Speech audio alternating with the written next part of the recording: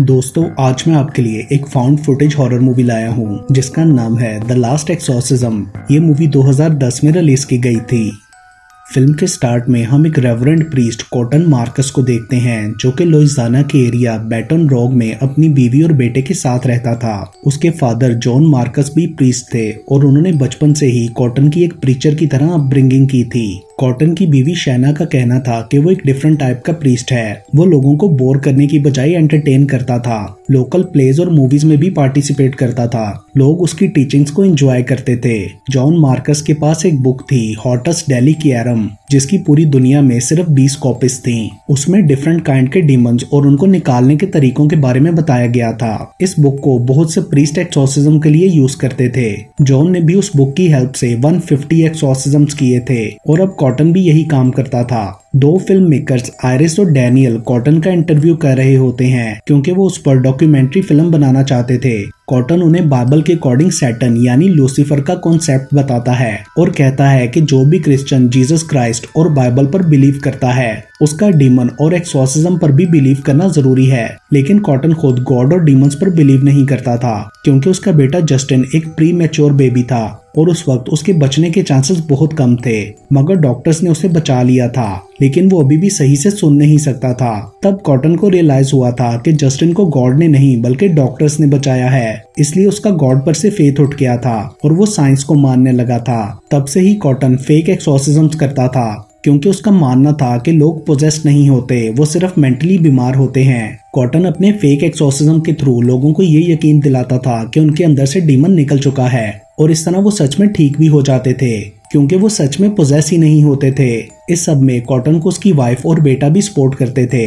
लेकिन एक इंसिडेंट के बाद वो अब इस सबसे तंग आ गया था। वो बताता है कि उसने न्यूज़पेपर में पढ़ा था कि एक बच्चे विक्टर की एक्सॉर्सिज्म में डेथ हो गई थी जो कि उसके बेटे जस्टिन की एज का था। उसके बाद से उसे रोज नाइटमेयर आने लगा था कि वो एक्सॉर्सिज्म के वक्त अपने ही बेटे जस्टिन को मारने वाला है। तब से कॉटन ने ये सब छोड़ने का फैसला किया और अब वो डॉक्यूमेंट्री के थ्रू अपना लास्ट एक्सॉर्सिज्म करके इस स्कैम को एक्सपोज करना चाहता था क्योंकि उसके ख्याल में रियल एक्सॉर्सिज्म होता ही नहीं है। देन वो अपने पास आए लेटर्स में से एक लेटर रैंडमली पिक कर लेता है जो कि आइवनवुड के एक फार्मर लुइस स्विट्जर की तरफ से आया था जिसको लगता था कि उसकी बेटी नेल सैटन से पोजेस्ड है और उसने लाइफ स्टॉक को भी मारा है। वो चाहता था कि कॉटन उसकी बेटी नेल का एक्सॉर्सिज्म करे। देन कॉटन डॉक्यूमेंट्री टीम के साथ आइवनवुड जाने के लिए निकलता है। रास्ते में वो आयरिस और डैनियल को उस एरिया की हिस्ट्री और वहाँ के लोगों के बिलीफ्स के बारे में बताता है। वो बताता है कि इस एरिया के सब लोग सुपरस्टिशियस हैं और उनसे बात करने पर वो डीमंस के बारे में कुछ ना कुछ जरूर कहेंगे।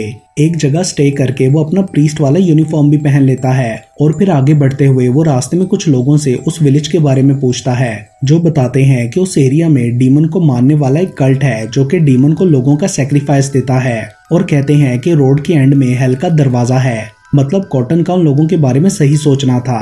थोड़ा आगे जाकर वो एक लड़के से लुइस के फॉर्म का एड्रेस पूछते हैं तो वो उन्हें गलत गाइड करता है और बोलता है कि आप लोग यू टर्न लेकर वापस चले जाएं और फिर उनकी गाड़ी पर पत्थर भी मारता है। लेकिन फिर भी किसी तरह वो लोग लुइस के फार्म तक पहुंच जाते हैं। लुइस कॉटन को देखकर काफी खुश होता है। तभी वो रोड वाला लड़का भी वहां आ जाता है और कॉटन की कंप्लेन करने पर लुइस उसकी तरफ से अपोलोजाइज करता है और बताता है कि ये मेरा बेटा कैलब है। लुइस कॉटन को कैमरा बंद करने का कहता है मगर वो उसे कैमरा के बारे में समझाता है तो लुइस रिकॉर्डिंग के लिए मान जाता है। देन लुइस कॉटन को अपने जानवर दिखाता है जिन्हें उसके ख्याल में नेल ने मारा था। वो अंदर जाकर कॉटन को नेल की स्कर्ट भी दिखाता है जो कि पूरी तरह ब्लड से भरी हुई थी और लुइस का कहना था कि हर बार किसी जानवर के मरने के बाद ऐसा ही होता था लेकिन हर बार नेल को इस बारे में कुछ भी याद नहीं होता।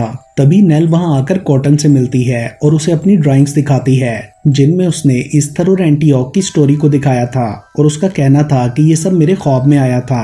लुइस बताता है कि 2 साल पहले मेरी वाइफ की कैंसर से डेथ हो गई थी जिसका नेल को बहुत ज्यादा शॉक लगा था क्योंकि वो अपनी मॉम के काफी क्लोज थी।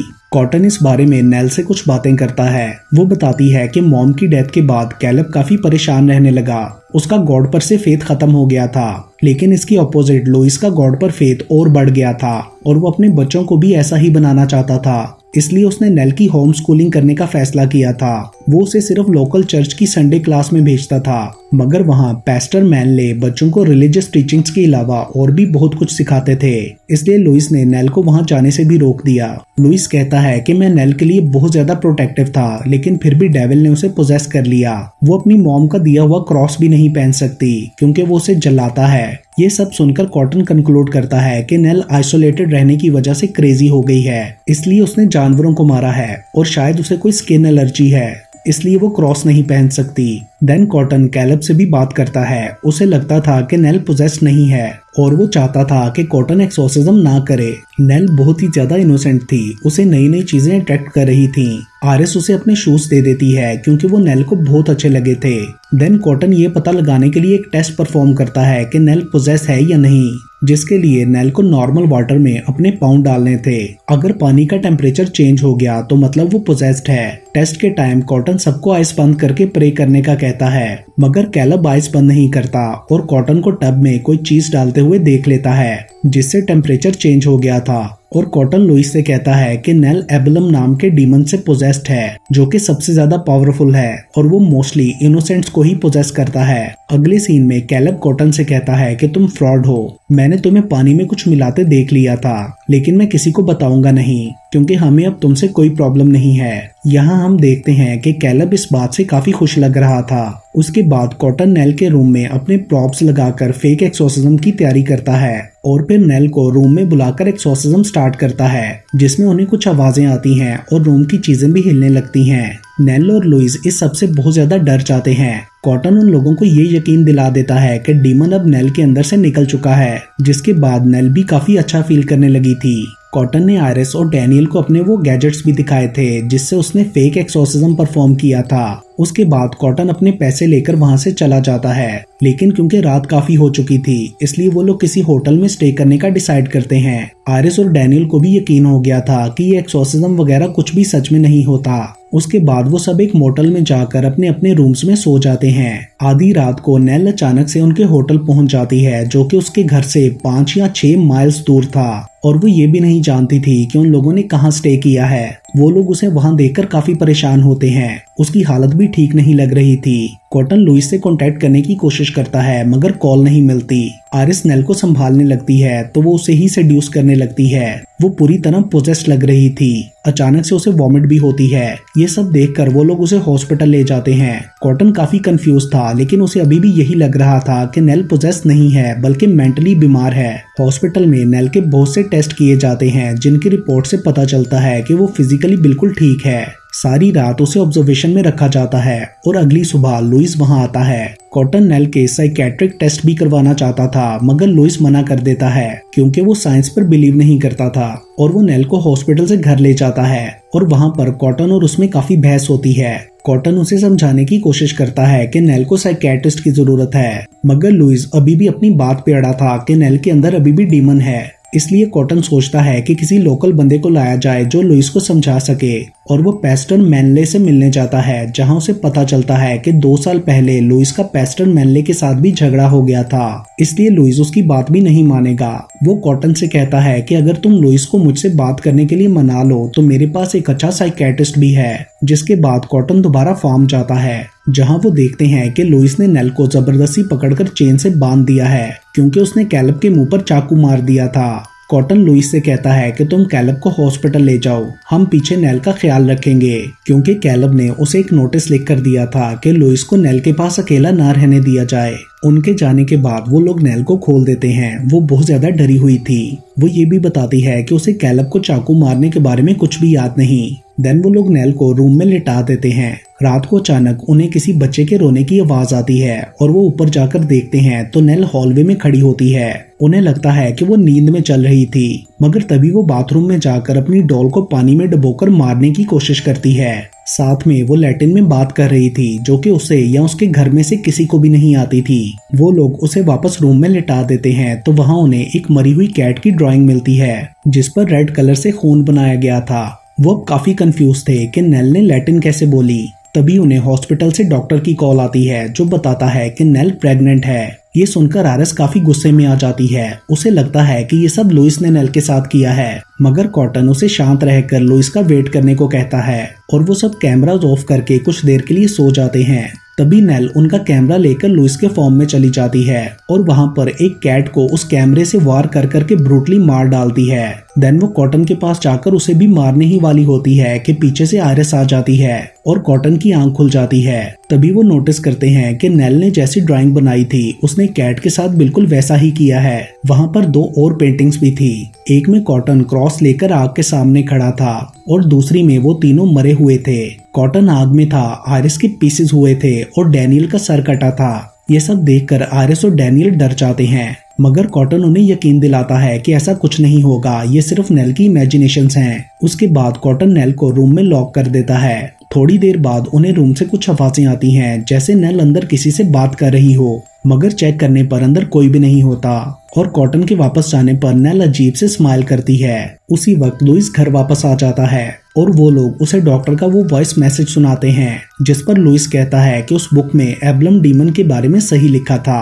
उसने ही नेल को प्रेग्नेंट किया है क्योंकि नेल वर्जिन है। वो कॉटन को एक और एक्सोर्सिज्म करने का कहता है, मगर कॉटन बोलता है कि नेल को एक्सोर्सिज्म की नहीं बल्कि डॉक्टर की जरूरत है। जिस पर लुइस बोलता है कि अगर तुम लोग मेरी मदद नहीं कर सकते तो यहाँ से चले जाओ, डीमन से मैं अकेला ही लड़ लूंगा। कॉटन को लगता है कि लुइस पागल हो चुका है। उन्हें लगता था कि लुइस अब नेल को मार डालेगा क्योंकि वो गन लेकर अपनी बीवी की कब्र पर बैठा प्रे कर रहा था। उन्हें लगता था कि हमें नेल को लेकर यहाँ से चले जाना चाहिए। अचानक घर की लाइट्स बंद हो जाती हैं और ऊपर के फ्लोर से कुछ अजीब सी आवाजें आती हैं। वो सब नेल को देखने के लिए ऊपर उसके रूम में जाते हैं। वो देखते हैं कि रूम की सब चीजें बिखरी हुई हैं और नेल अलमारी के ऊपर बैठी है। कॉटन उसे नीचे उतारता है तो वो उस पर चाकू से अटैक करके डिमोनिकली चलते हुए घर से बाहर भाग जाती है। वो सब भी उसे ढूंढते हुए पीछे जाते हैं, मगर वो कहीं नहीं मिलती। तो वो लोग वहां से जाने का प्लान करते हैं ताकि पुलिस को बुला सकें, लेकिन तभी उन्हें नेल सामने स्टेयर्स पर बैठी नजर आती है। वो लोग उसके पास जाते हैं तो वो कैमरा को देखकर वायलेंट हो जाती है। कॉटन उसे मुश्किल से संभालता हुआ घर के अंदर ले आता है। तभी लुइस भी गन लेकर वहां उसे मारने के लिए आता है। ये सब देखकर कॉटन एक और एक्सोर्सिज्म करने के लिए तैयार हो जाता है। वो लुइस से बोलता है कि मैं मान गया हूँ कि ये पोजेस्ड है, तुम इसे मत मारो। अगली सुबह वो फार्म में एक्सोर्सिज्म के लिए जाता है जहाँ नेल को बांध कर रखा गया था।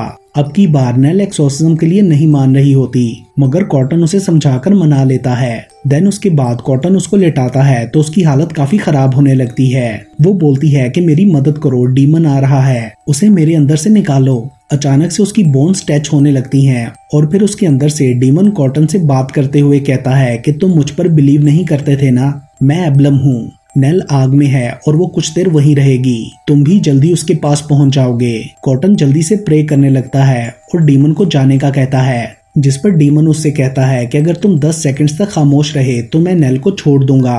कॉटन उसकी ये बात मान जाता है, मगर डीमन हर सेकंड के साथ नेल की एक उंगली तोड़ने लगता है जो कॉटन से देखा नहीं जाता और वो बोल पड़ता है। तो डीमन कहता है कि तुम हार गए और उसके बाद वो कुछ इंटीमेट वर्ड्स बोलता है जिससे कॉटन को यकीन हो जाता है कि नेल पोजेस्ड नहीं है क्योंकि डीमंस को ये सब वर्ड्स नहीं आते।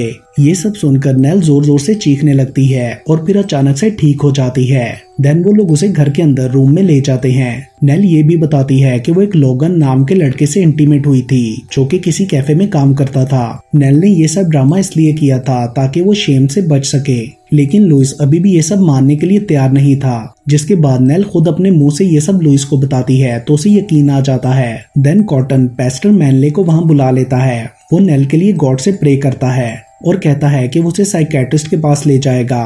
कॉटन सेटिस्फाइड होकर अपनी टीम के साथ वहां से आ जाता है। रास्ते में उन्हें वो कैफे मिलता है जहां लोगन काम करता था। वो लोग उसे मिलते हैं तो लोगन बताता है कि नेल झूठ बोल रही है, मैंने उसे प्रेग्नेंट नहीं किया क्योंकि मैं गे हूँ। लास्ट समर मैंने उसे पेस्टर मैनले के घर में पार्टी में देखा था, वो एक अच्छी लड़की है। ये सुनकर कॉटन शॉक्ड रह जाता है कि पेस्टर मैनले ने झूठ क्यों बोला कि वो 3 साल से नेल से नहीं मिला, और उसे ये भी ख्याल आता है कि नेल के थ्रू डीमन ने उनसे झूठ बोलकर उन्हें मिसगाइड किया।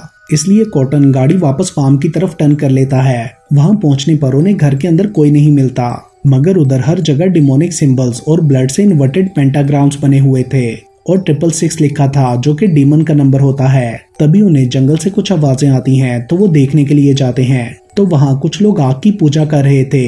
यानी लोगों का कहना सही था, वो एक कल्ट था जो कि डीमन एब्लम को पूजता था, जिनका लीडर पैस्टर मैनले था। उन्होंने नैल को टेबल पर लेटाया हुआ था और वो उससे डीमन का बच्चा डिलीवर करवा रहे थे। उन लोगों ने लुइस की आंखों पर पट्टी बांधकर दरख्त के साथ बांधा हुआ था। बच्चा पैदा होने के बाद वो लोग अब नैल को सेक्रीफाइस करने लगे थे, इसलिए कॉटन क्रॉस लेकर नैल को बचाने के लिए आगे बढ़ता है। इतनी देर में वो लोग आयरिस और डैनियल को भी रिकॉर्डिंग करते हुए देख लेते हैं। वो दोनों अपनी जान बचाने के लिए वहां से भागते हैं। आयरिस पकड़ी जाती है और एक बंदा डैनियल के सामने ही उसके टुकड़े करके उसे मार डालता है। डैनियल भागता हुआ आगे पहुंच जाता है, मगर अचानक उसे अपने पीछे कैलब नजर आता है, जो डैनियल की गर्दन उड़ाकर उसे भी मार देता है। यानी उनके साथ बिल्कुल वैसा ही हुआ था जैसा नेल ने अपनी पेंटिंग्स में दिखाया था। यहाँ हमें ये भी पता चलता है कि कैलब भी उस कल्ट का हिस्सा था और वो इसलिए नहीं चाहता था कि नेल का एक्सोर्सिज्म हो, लेकिन जब उसे पता लगा था कि कॉटन फ्रॉड है तो वो इस बात से खुश हो गया था। और इसके साथ ही ये मूवी यहीं पर खत्म हो जाती है। दोस्तों, आने वाले दिनों में मैं बहुत सारी इंटरेस्टिंग हॉरर मूवीज एक्सप्लेन करने वाला हूं, तो अगर आपने अभी तक मेरा चैनल सब्सक्राइब नहीं किया तो अभी सब्सक्राइब करें and stay tuned to movies explained Hindi Urdu.